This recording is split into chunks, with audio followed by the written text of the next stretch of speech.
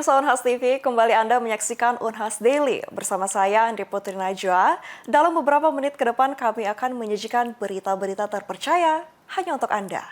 Terjadi pergeseran makna dalam mewujudkan ekspresi bahagia setelah berhasil menyelesaikan setiap proses untuk meraih gelar sarjana. Demikian kata dosen sosiologi Unhas melihat fenomena pemberian apresiasi di kalangan mahasiswa saat ini. Berikut informasi selengkapnya. Selebrasi Sempro menjadi tren di kalangan mahasiswa, mengingat bahwa kelulusan adalah impian setiap orang yang dalam prosesnya melalui banyak tahapan. Mulai dari seminar proposal, sidang, yudisium, sampai akhirnya wisuda. Tidak heran ketika setiap menjajaki setiap anak tangga menuju kelulusan, mahasiswa seringkali melakukan selebrasi dan saling memberikan penghargaan. Selebrasi ini umumnya berupa kehadiran orang terdekat, beserta pemberian cenderamata baik berupa banner, buket bunga, kue, dan sebagainya sesuai dengan kreativitas masing-masing, termasuk postingan di sosial media. Fenomena ini sudah menjadi tren di kalangan mahasiswa, namun hal ini pun justru menuai pro dan kontra di tengah masyarakat, termasuk kalangan dosen. Terlebih ketika salah satu video yang viral di media sosial, di mana seorang dosen di sebuah kampus mengkritisi selebrasi Sempro yang dilakukan oleh mahasiswanya. Pasalnya mahasiswa tersebut belum tentu lulus, namun banner dan hadiah lainnya sudah menanti di depan ruangan. Saya anggap bahwa ini selama dia dalam batas kewajaran, kemudian ini merupakan sesuatu energi positif dan bisa mendorong spirit mereka, saya pikir sah-sah saja ya. Sepanjang tidak melebihi batas-batas kewajaran. Seumpamanya ya di kalangan internal mereka mungkin ya yang biasa yang memberikan ini kan memberikan reward ini kan di kalangan mereka sendiri juga.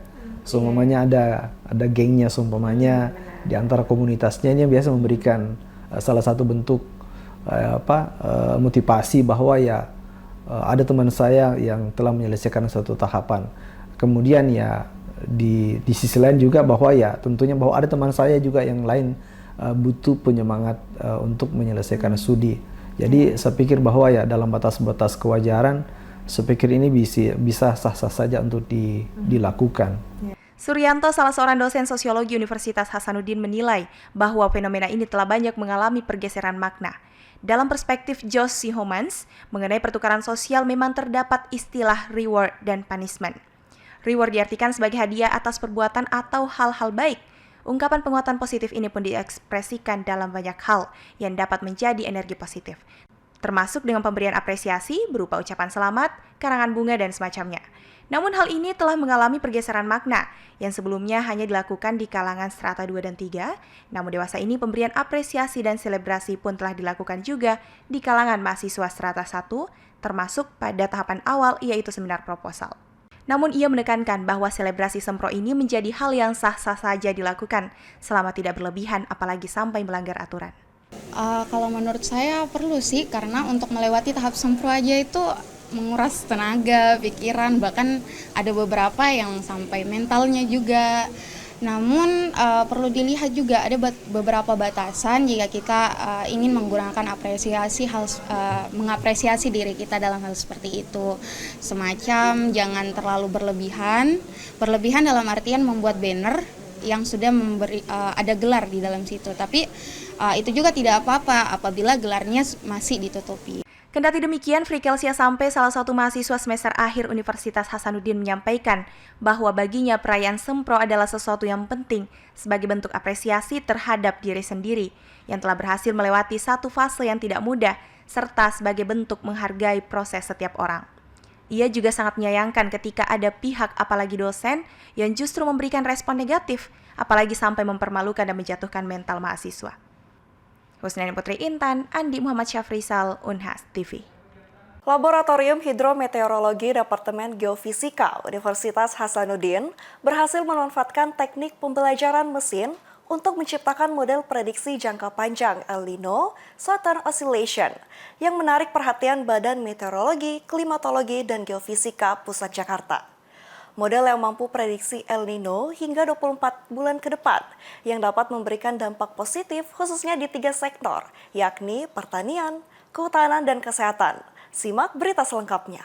Universitas Hasanuddin berhasil menciptakan 2 model berbeda untuk prediksi El Nino Southern Oscillation, yang hasilnya jauh melampaui hasil prediksi BMKG. yang hanya mampu memprediksi secara akurat 4 bulan ke depan. Satu model sudah teruji yang diciptakan oleh Guru Besar Hidrometeorologi Unhas Profesor Dr. Halmar Halid MSc yang mampu memprediksi El Nino hingga 24 bulan ke depan. Dan satu model lainnya merupakan skripsi mahasiswa yang bernama Guntur Dwi Putra yang mampu prediksi El Nino Southern Oscillation hingga 48 bulan ke depan. Akurasi prediksi terhadap pengamatan atau observasi suatu fenomena, dalam hal ini El Nino Southern Oscillation, dinyatakan dengan 2 besaran, yakni korelasi Pearson atau ACC, Anomaly Correlation Coefficient, dan Root Mean Square Error. Hal tersebut merupakan standar untuk dijadikan sebagai perbandingan antara satu model prediksi dengan model lainnya. Prediksi akan semakin bagus jika korelasinya mendekati angka 1 dan error semakin rendah mendekati 0 dalam koridor stabil. Keuntungan memprediksi terjadinya fenomena El Nino dengan jangka waktu yang lebih panjang ke depan berdampak pada beberapa sektor, seperti dalam sektor pertanian, kehutanan, dan kesehatan.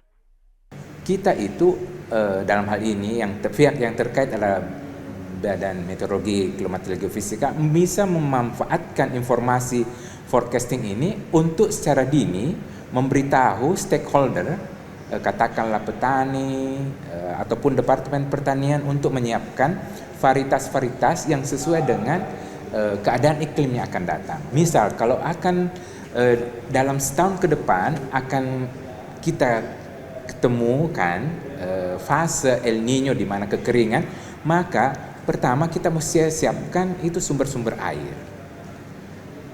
Oke, berarti pengairan mesti menjamin bahwa tanaman, katakanlah padi itu bisa mengatasi persoalan kekeringan.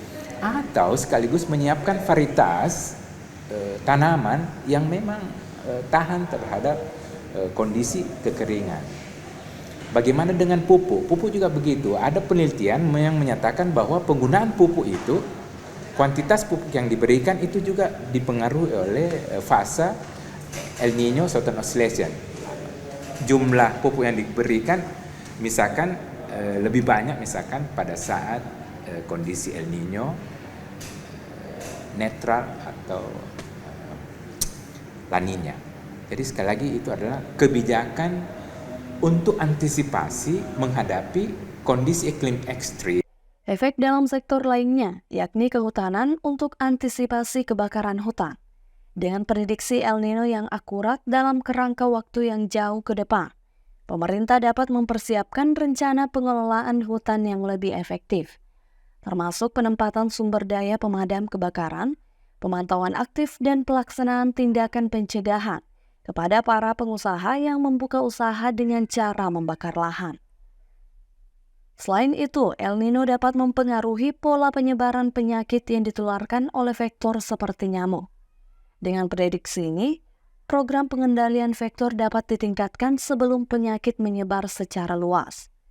Adanya model seperti ini memungkinkan pengguna dapat menyiapkan secara dini antisipasi dengan kemunculan kondisi ekstrim El Nino. Rahmatia, Muhammad Syaiful, Unhas TV. Pemirsa, berita tadi sekaligus menutup perjumpaan kita hari ini. Terus saksikan Unhas Daily hanya di Unhas TV. Saya Andi Putri Najwa, mewakili kru yang bertugas pamit undur diri dan sampai jumpa.